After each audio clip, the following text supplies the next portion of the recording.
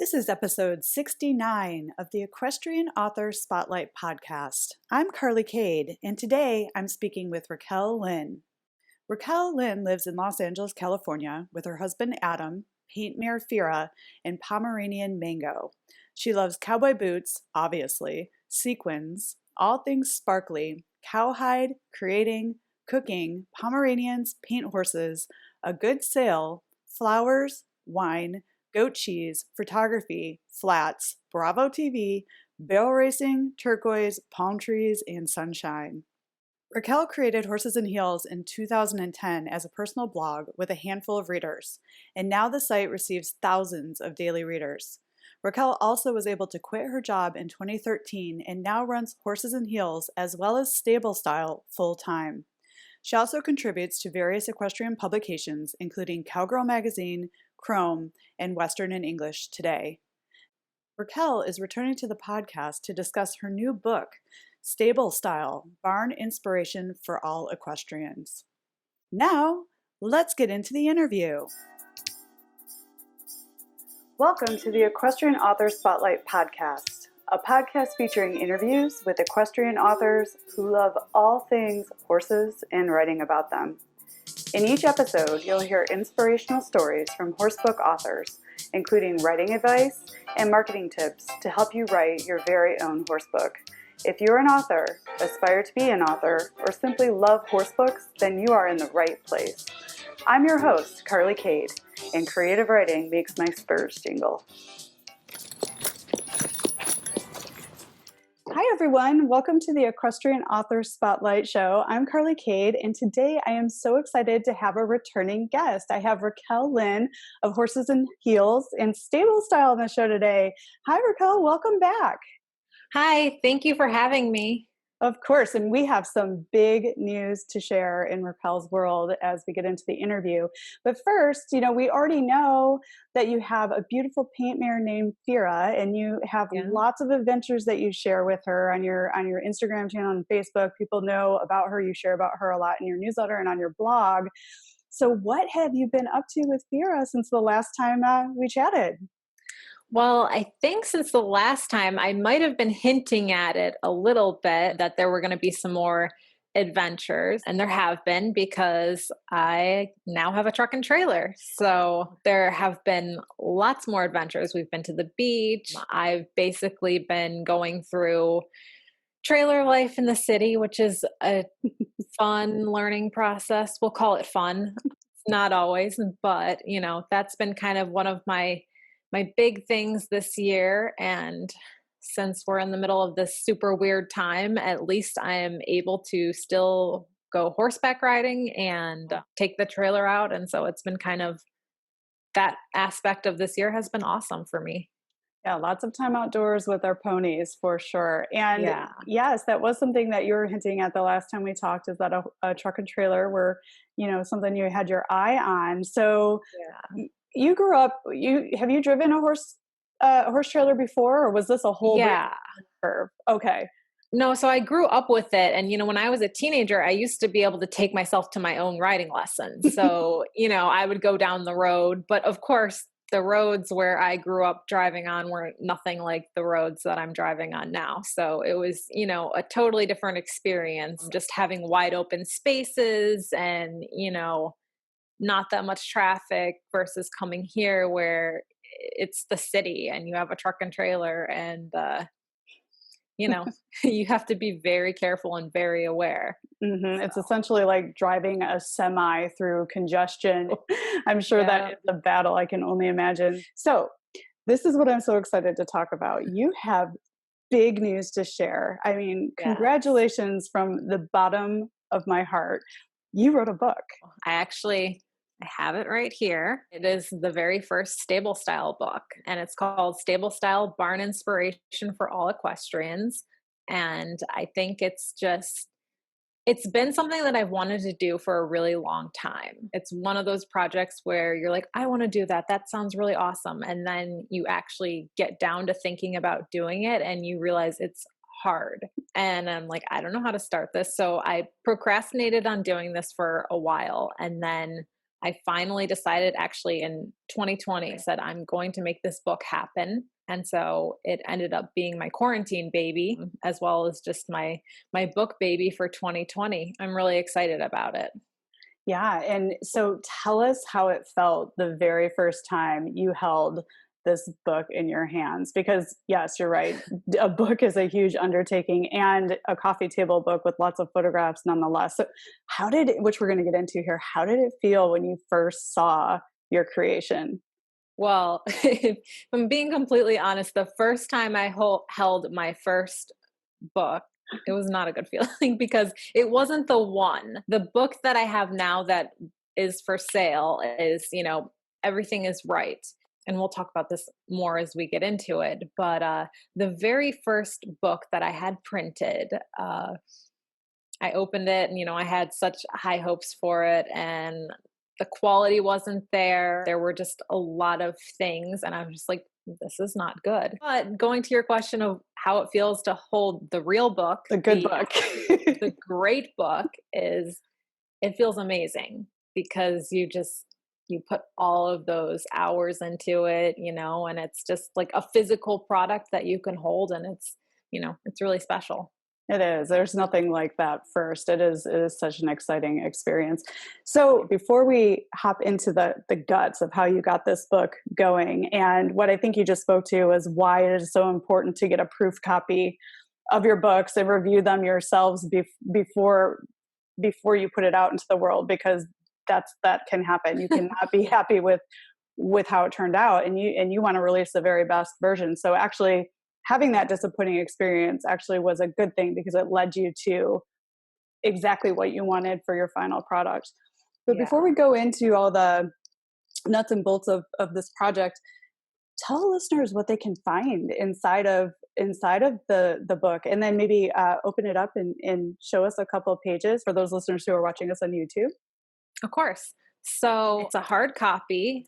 It has a really nice weight to it. And I know to some people that doesn't matter, but to me, when I wanted to make this book, I wanted it to be just something like heavy and something that just had this, this nice feel. So it has a glossy book jacket. It's got a linen black cover on the exterior, which I love black. So if you know me, you know that, black and white is very much my thing. And then I'm going to flip through, but just to give you kind of an example of some pages, it's minimal text. It's mostly inspiration. So the barns that are in here, we have nice full page spreads.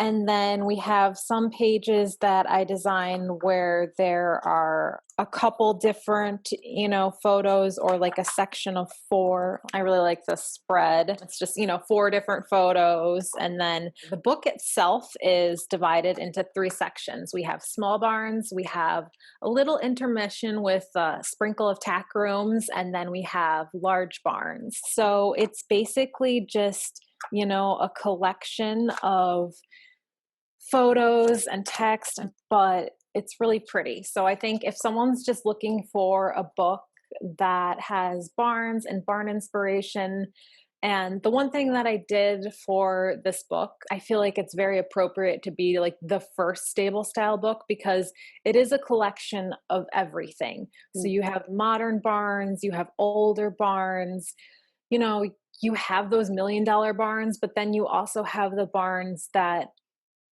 they're still really nice. They have the charm, they have that rustic feel. I think there truly is something in here for every person, which I think is really nice, because I kind of just designed a book that I wanted.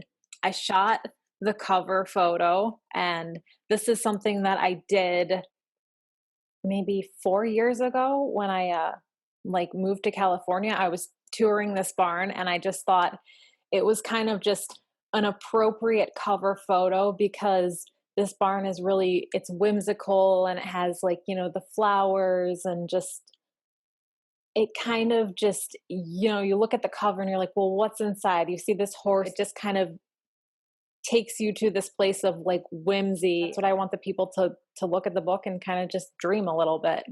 It's perfect. I would certainly pick that book up. And I can see so many, ways that this book can live in equestrians' lives, be as inspiration if you're building a barn, as, just a beautiful book to add to your equestrian book collection, something that you can Yeah. have on display in a den, for when you have guests over that can come and look at this. So there's so many different ways this can provide inspiration. And you mentioned that this is the first book in the Stable Yes. Style series, which I love because that alludes to there being more books in your Stable Style collection. But you said that it's kind of a variety of a lot of different looks, which I think is a nice reflection of what you're doing on Stable Style. Uh, Hmm. and for those listeners listening in who might not have heard your previous interview, which I'll definitely link to in the show notes so people can hear you speak on other topics. Tell listeners a little bit about the Stable Style website and how Okay. it inspired the book. So, Stable Style, the site itself is a collection of barn tours predominantly. There's a little bit of equestrian lifestyle. I'll share horse themed pillows and decor and stuff like that. It's kind of sprinkled in there. But the main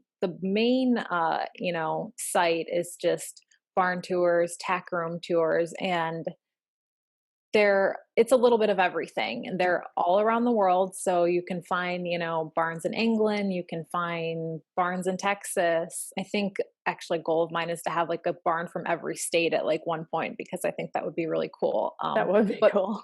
you get them from all over, every different style. And I think it's really neat because just as equestrians, we come from so many different backgrounds. And I think the one thing that kind of brings us together, if it's not a discipline, it's talking about horses and it's talking about horse care. And like, what is the center of horse care is the barn that they live in. So I think that's kind of neat for people to just learn how, different people in different climates and different backgrounds, how they take care of their horse and, what their barn is made out of.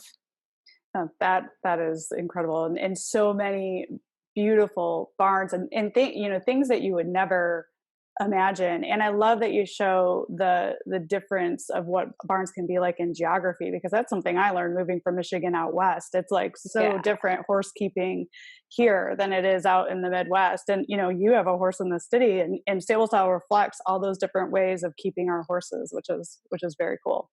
Yeah. And I love how you said that you took the picture for the cover years ago. That means that Mm. this little creative nugget has been living with you for such a long time and feeding you, and step by step Yeah. by step, it became reality. So, you can dream things for a very long time, and then, you know, the muse will tell you, you have to do this. And the time was right. And now you are holding your own book. Yeah. So I know you're a big fan of coffee table books. You share a lot of roundups and of coffee table books and different themes for equestrians on both Stable Style and Horses and Heels. Yeah. Talk to us about. I can't even wrap my head around what goes into designing a coffee table book. Let's Yeah. kind of you've got the finished product. Like, where did you start? How did you even begin to figure out how to pull this project together? Well, Google was my first stop. And then, I did reach out to some fellow author friends. Like, I remember asking you a long time ago, my friend Susan from Saddle Seeks Horse, a couple of different people that had put out books. But the problem that I was running into is everybody had done paperback. Mhm. So I didn't have any friends who actually had experience with a hardcover book. And I think the hardest thing is just getting started. I had a vision for what I wanted to do. Mhm. And I was just like, you know what? I'm just going to start. And then we're just going to figure it out as we go along. So, I mean, I always had a plan, but I realized that, the most popular program for creating or designing the actual book itself was InDesign. Mhm. So I never used InDesign before. I've used, Photoshop, Lightroom, all of that stuff. And I was like, okay, well, you need to learn InDesign. So that is something that I've learned over the years, which has been great. So I did basically all the design myself. And I had ideas for who I wanted to have featured. And with having this blog for 4 years, I have a lot of friends and contacts, different architects, barn owners, and stuff like that. So I kind of had an idea of who I wanted to reach out to about the project. There were some barns that I had shot, that I wanted to include. So I basically just, I started with InDesign. I started with an Excel spreadsheet of the people who I wanted to reach out to, the people who were yeses, the people who were, it's hundreds of emails back and forth with people getting photos cleared for printing, just getting, people's permission, because this is a unique situation. Also, because when I read about, looked into coffee table books, most people just work with one photographer. And I didn't want to do that for this first book because it was this idea of a collection, similar to what the blog is. So that was, quite an undertaking.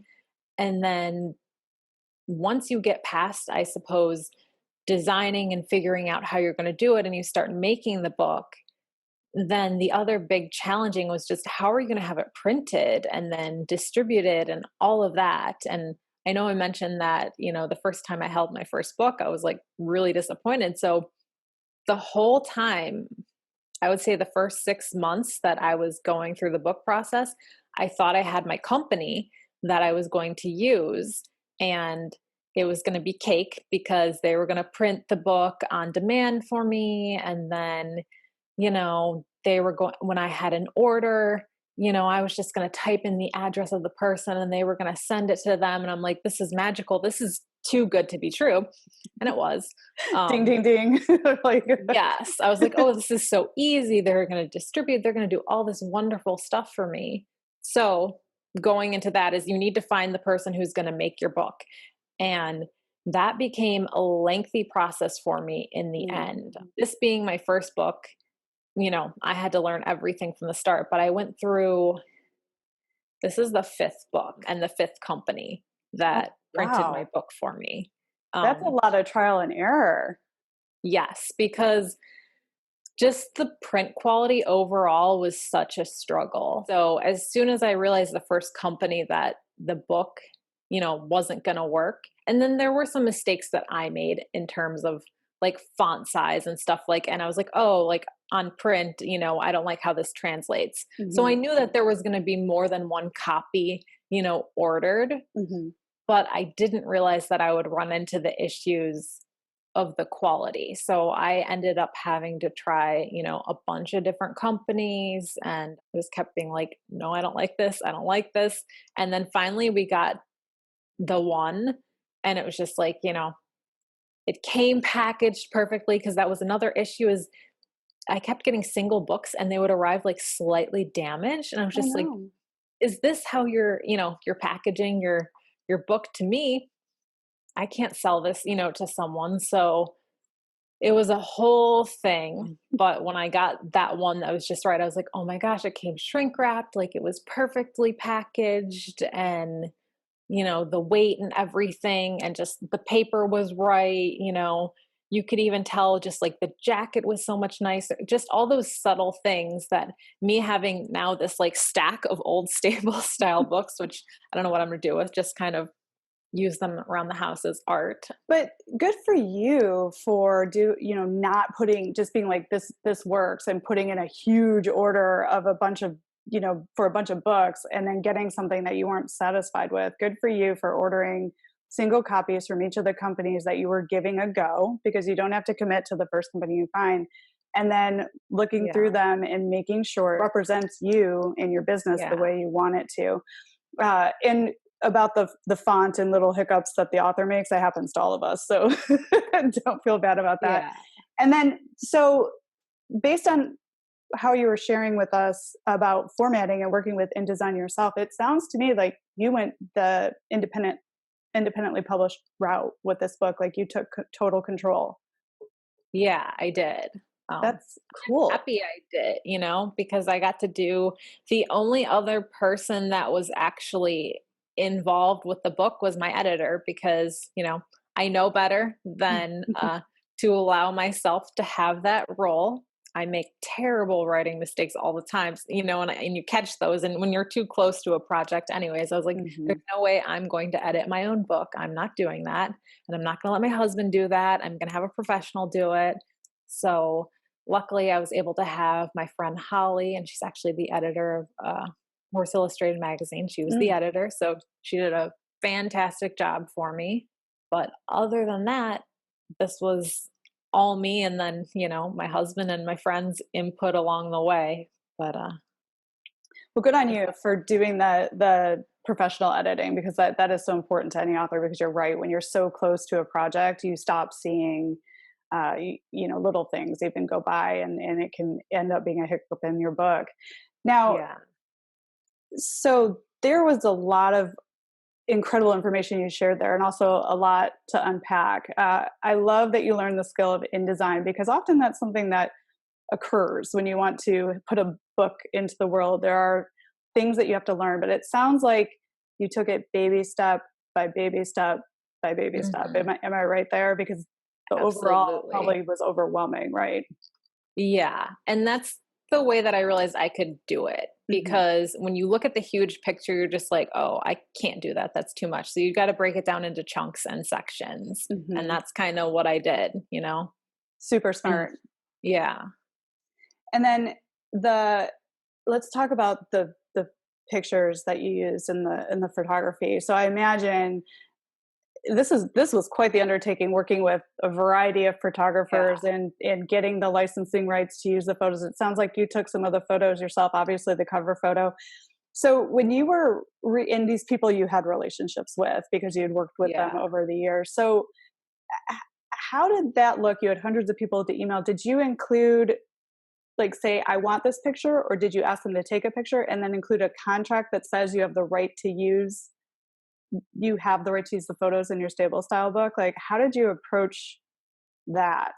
Uh, because- So yeah, it's a process in itself. Basically, I had the barns in mind, and everyone I reached out to, they already knew me Mhm. beforehand. So I wasn't sending cold emails out to people, which, I basically everyone responded to me. And out of everyone I reached out to, I only had two people tell me that they didn't want to be in the book.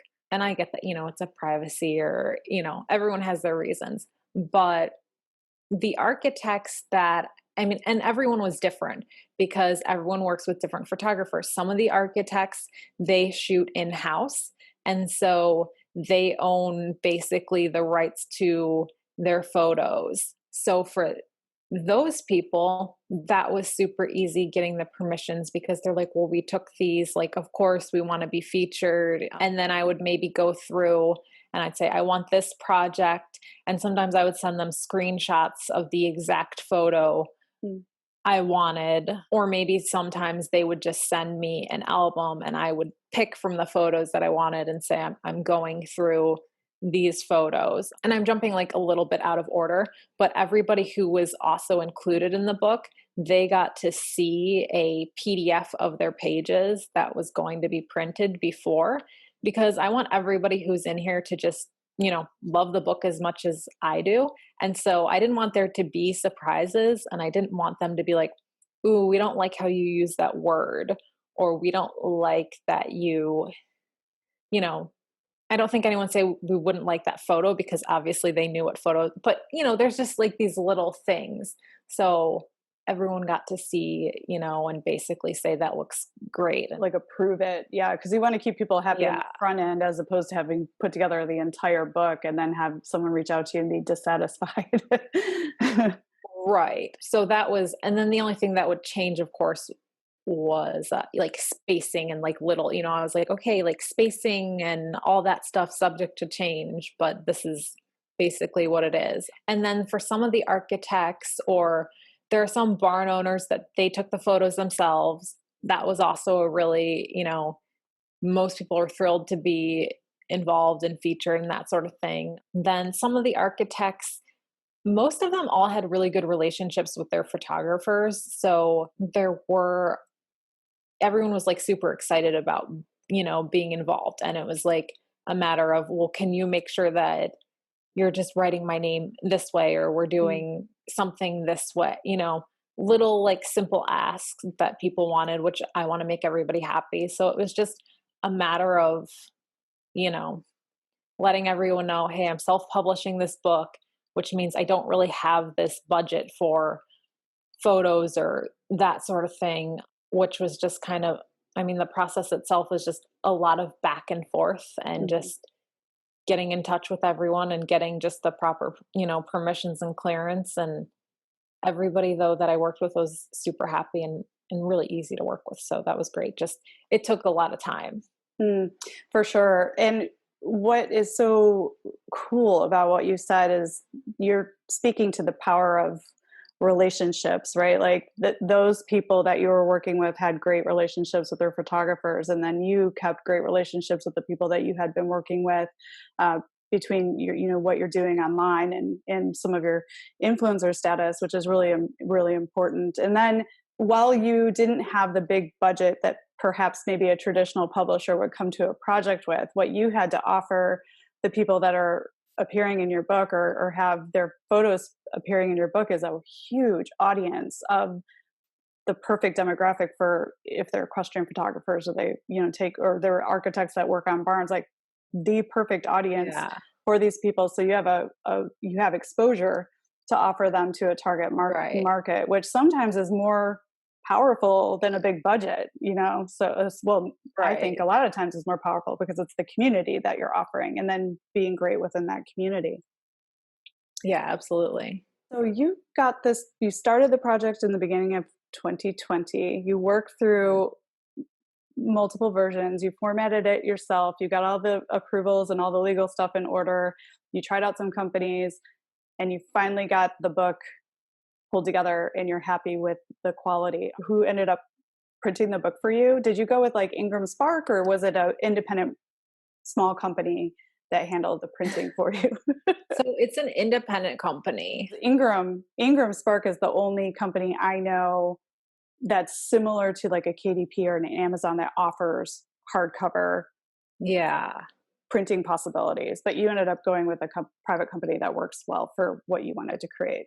Yeah. And there actually are, and you can say this, of course, there are several other ones that are similar to Ingram that offer, the print on demand. And I did a lot of time researching them and I read a lot of reviews and I was like, okay, they seem good. And again, didn't go with them, but no, that's perfect. That's what you're supposed to do. Educate, educate, educate. You totally educated yourself and you went with the company and you went on the path that made you comfortable and delivered the product you want, which is the most important thing you can do as an author.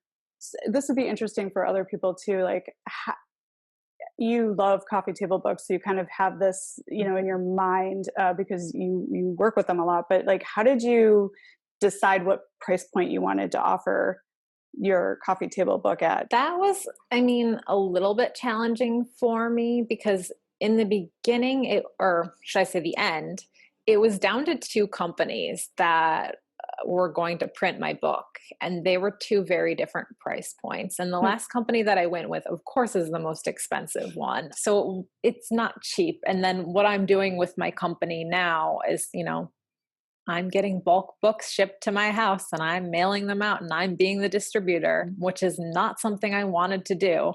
But I did realize that if I wanted things done right, that I had to take on that job. So as far as the price point, even I guess you could call it my wholesale cost of the book is still, it's not cheap. It's printed in the United States, which is something that I learned throughout this process. I would sometimes go look on Amazon books that I would consider maybe my competition or maybe similar to me, and I would see their price point and I'd be like, I can't offer that price point. So what I'm doing is I'm offering my books a little bit less on my website.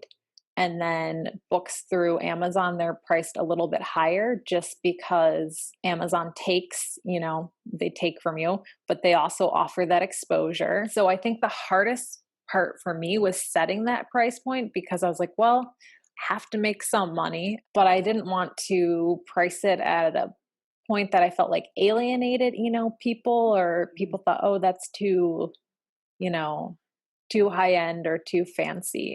I learned a lot, just trying all these different companies, and it really is, you get what you pay for, because I did learn I could get the exact same book that I have printed in China for about $20 less per book. Wow. But I also have to order 1,000 of them, which is not happening. And that wasn't a risk or something, or a cost that I could take on or was willing to, store 1,000 books. And also the timing, the amount of time that it takes to get a book printed and to you from China takes like about 4 months. Mm-hmm. And my goal was to ultimately have this book out in time for the holidays and, all of those things. So yeah, you kind of basically, the price of the book itself kind of just determined the price point for me. Mm-hmm. And I wanted to ask you that because there is so much consideration that goes into pricing a book, particularly a book with a lot of color photos, with quality paper, that is hardback, that is something that you can display in your home, so they're expensive to create, and to create a good product is expensive. And I think that a lot of your followers will be really happy to hear that you went with a company that creates your books here in the United States, and I think that is a nice thing to offer. But I think that you priced it in a perfectly good place. I mean, absolutely. I don't see anybody having any trouble with the quality of the product that you created, and that it's printed here in the US. And I noticed you do mention that it's printed in the US too, right? In your sales. I do. Yeah. I think that's a big selling point. But I wanted to bring that up because I think a lot of authors don't realize there's how much goes into pricing books, and that the authors, to deliver the best product, often don't make a whole lot on the other end to create this beautiful thing for their readers, because it's just the nature of the publishing business. Yeah. There's so many little things. Like, for example, I had this argument with my husband about over $1, but it was like, if I wanted, there was this one, little fancy feature, and it was like going to bring my book price up $1 more. And he's like, do you need to spend that extra dollar? And I was like, well, if it makes me feel happy when I open the book, then I do need to, because he's like, I don't think your readers, they're not going to know if you don't do it. And I was like, of course they won't know if I don't do it. But if I do it and it makes me feel happy, then Make them happy too. Yeah. And yeah. Again, it goes back to that perfect product. I mean, you want to have something that you're proud of to share with your readers. And sometimes those little extra things, are worth it for sure. Yeah. And so say someone's starting off from scratch like you did and wants to produce a coffee table book. What advice would you share with someone about to embark on this journey? Oh my gosh. Give yourself way more time than you think. That's the first thing, because time just got away from me so many times. And knowing what I know now, and that's why I say there's going to be a second book, because I really want to do a second book, and just all of the knowledge that I have learned, like, if you do it once, you can do it again so much easier. So for me, I wouldn't say I mismanaged my time. It was just, I would have done things so much differently, because in between, at the end, when I was just kind of waiting for those sample copies to be made, those one-offs, you have to wait weeks in between copies. And I was done with that stuff, that, everything on my end. So I would give someone the advice of, it's going to take longer than you think, first of all. And then second of all, if you can, print your first test copies before you're even ready. Because I had this mindset that my book had to be completely edited by my editor before I even printed a copy. But looking back, I should have printed it before I even gave it to her, just so that I could look at the quality, and then, those like little tweaks and stuff that we're talking about, like the spacing and stuff like that. And that would have just made the process kind of go a little smoother, because in the beginning, when it's just you working on your book, you just keep going and going and going. And then the end, there's a lot of things where you're waiting on other people, you're waiting it to come back to the editor, you're waiting for it to be printed, you're waiting for this, you're waiting for that. And I just think that I could have simplified that process a Mm. lot more by getting test copies printed before I thought I was ready. And then I would have known, like, that company is out, that company is out. And I probably would have been coming, having this book available 2 months earlier than it actually was. Yeah, that's the hard thing with first, isn't it? There's a lot of figuring out. And then once you conquer it and you climb the mountain, you get the first book done, you can go so much more quickly on the second and third books. And, before Yeah. you know it, you're going to be the author of a billion coffee table books, which is so amazing. And I wanted to ask too, like going back to the photographs and the legal agreements you had with the photographers and the people who own the pictures. Did, because this is sometimes something that occurs where an illustrator or a photographer is paid royalties per book sold, unless you include in your contract that you have the rights to use it in this book for like all of eternity or whatnot, right? So did you Right. include that sort of language? Because this is something I think that people looking to do a project like this or a book with pictures need to be aware of, that there can be those legal loopholes, in probably getting lawyers advice on some of this stuff probably makes a whole lot of sense. So, like, how did you approach Yeah. that? I mean, honestly, bookmaking or photos, I kind of realize it's very similar to the music industry, which my Mm. husband is in. And when you talk about royalties and stuff like that, I'm very familiar with all of how that works. And it's one of those things where just with everybody was okay with knowing that this isn't a royalty ongoing project. This is kind of the test baby to see how this book Mhm. goes. You never know how well a book is going to do. Everybody I think who is involved in this book, it's kind of like what you're saying, it's about the exposure and stuff like that Mhm. versus this isn't a money project where there are royalties and we're all going to get rich. This is It's it's a the passion first book. project. It's definitely a labor of love is what I refer to it as. Absolutely. And it sounds like you were, upfront about that with the people that were participating in the book, which is just something for other authors who are listening to be aware of. Make sure that everybody knows, what's going on as you go through the process, and don't fill them in after the fact, kind of let everybody know what's going on up front, and you just save yourself a lot of headaches, I would imagine. Absolutely. And then with Amazon, how are you working with Amazon to distribute? Are they affiliated with the company that you had print the books, or are you working with them independently? How is that working?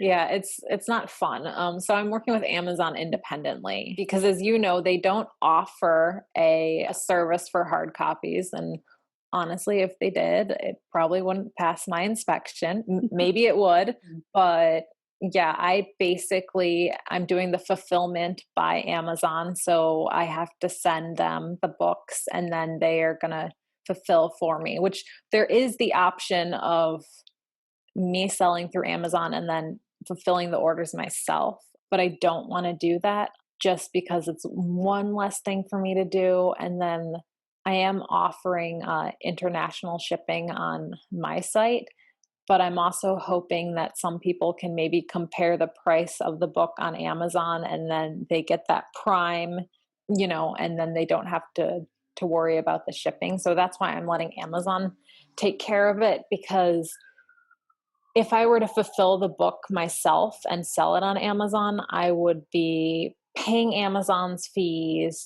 and paying the shipping fee. And that would just be, I'd be in the negatives basically at that point. And you'd be storing all those books at home in a closet or a bedroom or something, that way they're in their Yeah. warehouse. Yeah. And that's one So step removed too for your customer, right? Because if Amazon just can grab it and fulfill it, then you don't have to wait for the communication from them that somebody bought your book and then get out to the post office and print a sticker and do all that sort of stuff either. And then people know it's just coming from Amazon. I don't have to worry. exactly. Yeah. And It actually became a little bit more complicated to get it up on Amazon because they have this program called Amazon Advantage, and it's for authors, primarily authors of hard copy books. And they stopped letting new people in the program when I tried to apply because they're improving it, which is wonderful.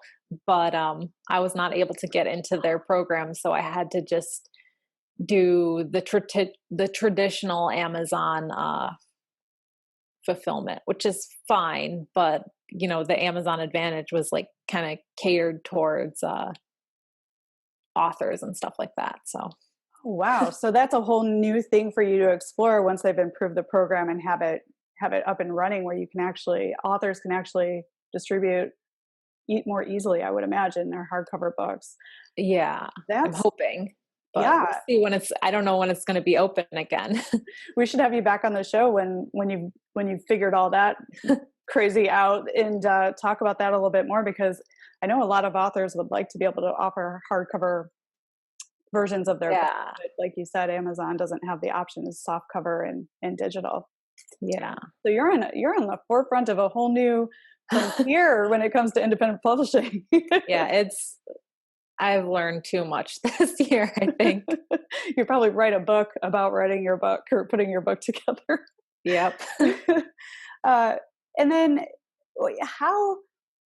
clearly you have the platform to reach your readers about this book, because your fans are probably so excited. I'm sure I'm excited for this project. I know it's a big deal. What are you thinking about in ways to reach your readers around the fact that you have released a book? Are you doing anything special, or?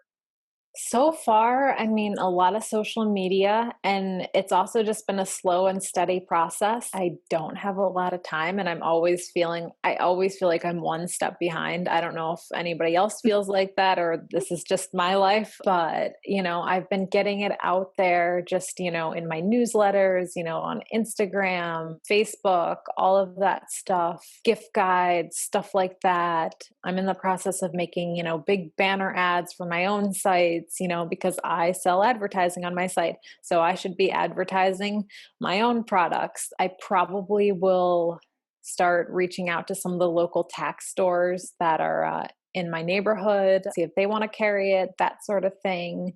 I've actually had a couple of boutiques in Australia reach out and say they want to carry the book. I also need to kind of figure out the wholesale, because there isn't really a big profit margin to begin with. So that's a whole new thing that I'm kind of figuring it out, honestly, as I just go along, doing the marketing, word of mouth, and it's getting out there. And I've been really happy with, how I have done so far with the sales. So it's good. This is an evergreen coffee table book that, this is going to have a long life. So into the future, you'll recoup Exactly. all of the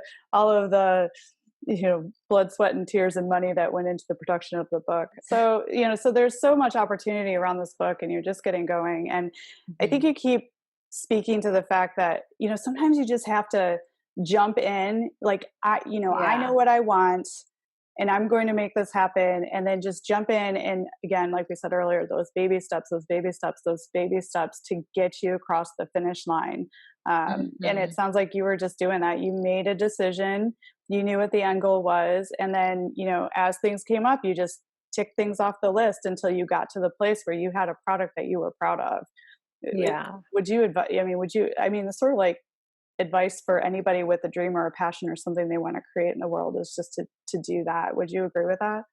Yeah. I think you have to just jump in. And then I think, like, when problems come up, you have to tackle the first problem and not worry about the problem that you're going to run into in 5 steps. Because I think that's what people trip up over, in any type of project or anything in life. Like, instead of dealing with what's in front of them immediately, they start looking at things that are, miles in front of them. And they're like, well, this is going to happen, and here's why I can't do it. And I even said to my husband at one point during this project, when we came through the book printing company snafus, and I realized that my distribution dreams had gone out the window, I said, I don't care how much money this costs. I'm going to get a book that I like and that I'm happy with, and I will figure out what I'm going to do with the distribution later. So Mm. that's what I did. I didn't, panic and go into what am I going to do with the distribution. It was just like, nope, first step, get a book we like. Second step, you're going to figure that out as soon. So yeah, I think you just gotta deal with what's in front of you. And once you eliminate that problem, you can go on to the next one. And there's always a way to work things out. You just have to, like you said, tackle it as they come up and figure it out and not let it stop you if you run up against a challenge, because there will Yeah. always be a challenge with any creative endeavor.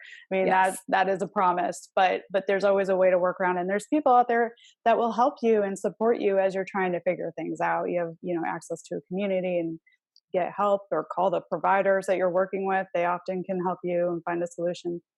Yeah. So your husband, what did he think when he finally saw, because he saw all the different proofs that you ordered, which is Yeah. great, great point. Always get your proofs before you order a big quantity and check them thoroughly. Oh, But yes. but he must have been so proud of you when he saw the final product. Yeah. And it was just kind of, he was like, oh, this is the one, like, no question. This one's so much better. And it's a really good feeling, because there were a couple of friends that I was too embarrassed to show them the first one. Like, and I would show them it now, but they got like the third and fourth, and I was like, it's not quite there yet, but and they're like, oh, this is nice. Their reaction, and they were being honest with me. They were like, this is nice. And then I brought over the final, and my one friend, she's like, oh, yeah, I can tell. And she's like, bring the bad one too. And so I brought that one over, and she's like, you can tell. So it was a really good feeling when you're like, I made the right decision. hmm And you stood behind the product that you want to deliver to. You didn't cave. You didn't say, "Oh, this is good enough." You brought the very best product to market, and it satisfies you. So your readers will be Yeah. satisfied as well. And that's powerful. Some people get swayed, but you stuck to your guns and you found the right place to bring the best book. Yeah.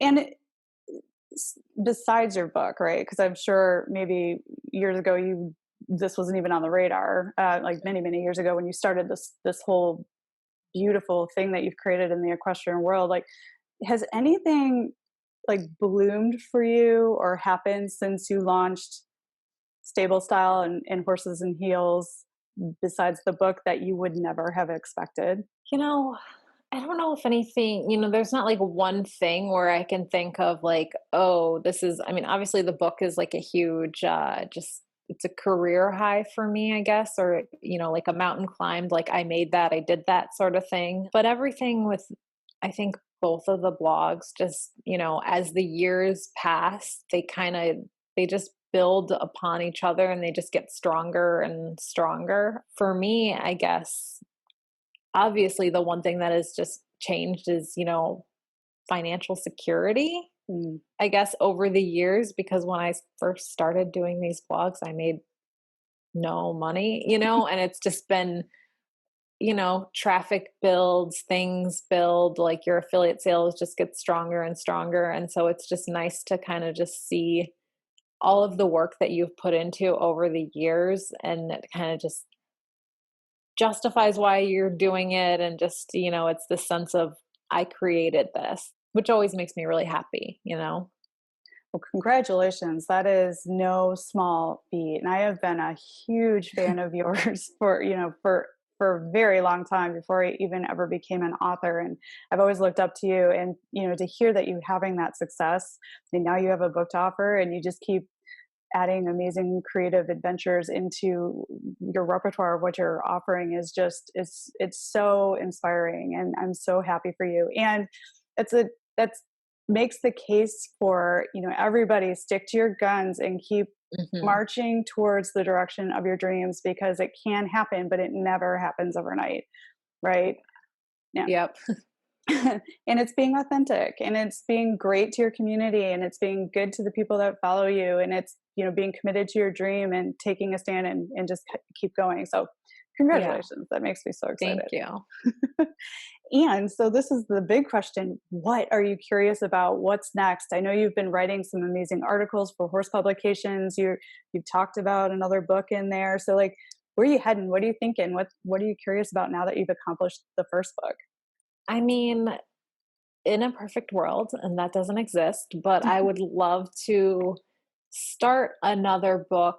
I'd like this one to just be out for a while, and I'm going to, promote it, because as you know, you have to promote your product. You can't expect to publish it and then just sit there and, magic happens. It's not going to fly off the shelves. So I do want to promote this one for a year, and also just kind of stop and reflect and be thankful in that I've done that, because I know we're always on to the next challenge and stuff like that. And that is great. But I need to like remind myself sometimes to pause and be like, let's just appreciate this moment. Like, we did this. So that's kind of the work plan. I mean, I already have the topics in mind for the second book, and I know, what I want to do with that. And obviously I would take all the knowledge that I learned from book one and put it into book two, and making of would be a lot easier. And then, on a personal level, I'm just hoping to do more stuff with Fiara. I wanted to start showing and doing some competitions this year. And then with everything that has happened, I just decided not to. So maybe next year she'll start competing and stuff like that. That would be fun. But yeah, I'm just kind of always working and always hanging out with my horse. It sounds perfect to me. And those are great goals. And I love that you said taking a moment to pause and be grateful and celebrating the success that is this book, right? Because you're right. We always move on so fast to the next thing. And it's like, take that time to have the gratitude and celebrate yourself, because that is what you've done is no small feat. And you did it independently, which is amazing. I mean, you own total control of this thing, but you had to wear every single hat through the entire process. So that was a big undertaking. Congratulations. Thank you. So Raquel, I have so enjoyed having you on the show again. And thank you for sharing with us so much information about what it's like to put a coffee table book together. And I'm so excited for you that it's out in the world. Would you let listeners know where they can find you and your books online? Absolutely. So you can find Stable Style online at stablestyle.net. If you go to the website, you'll see on the banner, there's a book section where you can buy. So it's right there. The banner ads, hopefully you will not miss them. And then if you're on Instagram, you can follow at Stable Style on Instagram. On Facebook, though, you can just type in Stable Style and you'll find me. And my other blog, it's called Horses and Heels. So you can find me at horsesandheels.com or at Horses and Heels on Instagram. I think that's all the channels. That's perfect. And everybody should go and follow Raquel on Instagram, because she shares amazing adventures that she goes on with Fiara all over California. I mean, there's pictures of her with a Hollywood sign in the background, and she walks her horse down the street. I mean, so many amazing adventures and things to be learned there. And I'm sad, I don't think Mango appeared in this interview. You know what? You probably, if you saw a little fur early on, Mango is in the teepee right now in my office, but she was right here walking around. So you might have saw a little fluff passing through the camera. I was hoping I would see her, but teepee is a perfect place for her to be too. Yeah. So as always, thank you so much for the gift of your time and for sharing incredible content with the equestrian community. And I wish you nothing but major success with the release of your first book. Yeah, thank you for having me. Thanks for joining us this week on the Equestrian Author Spotlight podcast. I hope you enjoy these Q&A sessions with wonderful equine authors who love all things horses and riding, just like me. Visit my website, carlycadecreative.com, where you can read the show notes, and make sure you never miss a show by clicking the subscribe button now. This podcast is made possible by listeners like you. Thank you so much for your support. Want a free guide to secrets of horsebook authors? Gallop over to carlycadecreative.com/wisdom to have author advice delivered instantly to your inbox. If you are an author who writes about horses and would like to be spotlighted, please let me know. Visit my contact page at carlycadecreative.com to fill out a request. I'd be happy to have you on the show too. Thank you for tuning in to the Equestrian Author Spotlight podcast. See you next time. I'm your host, Carly Cade. Creative writing makes my spurs jingle.